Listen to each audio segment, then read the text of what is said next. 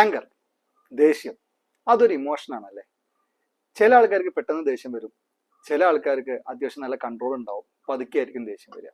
ഈ ദേഷ്യം വന്നു കഴിഞ്ഞു കഴിഞ്ഞാൽ നമുക്കത് എങ്ങനെ സബ്സിഡൈസ് ചെയ്യാം, അല്ലാന്നുണ്ടെങ്കിൽ നമ്മൾ അതിൽ നിന്ന് എങ്ങനെ മാറാം, അല്ലെങ്കിൽ അത് മറ്റുള്ളവർക്ക് ഉപദ്രവകരമല്ലാത്ത രീതിയിൽ എങ്ങനെ നമുക്ക് ചെയ്തെടുക്കാം, അതാണ് ഞാൻ പറയാൻ പോകുന്നത്.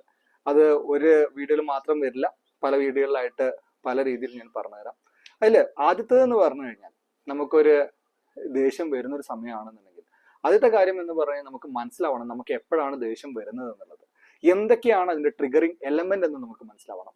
അങ്ങനത്തെ ഒരു ട്രിഗറിങ് എലമെന്റ് വരികയാണെന്നുണ്ടെങ്കിൽ ആദ്യം നമ്മൾ ചെയ്യേണ്ടതെന്ന് വെച്ച് കഴിഞ്ഞാൽ ആ ഒരു സിറ്റുവേഷനിൽ നമ്മളൊന്ന് മാറി നിൽക്കുക എന്നുള്ളതാണ്.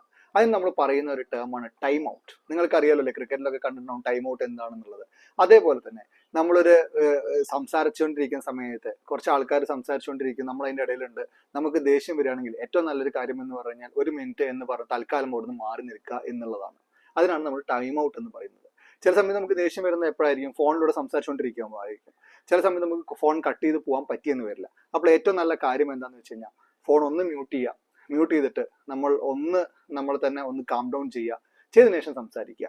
ഇങ്ങനെ നമുക്ക് ഒരു രീതിയിൽ നമുക്ക് നമ്മുടെ ദേഷ്യത്തെ കൺട്രോൾ ചെയ്യാൻ പറ്റും.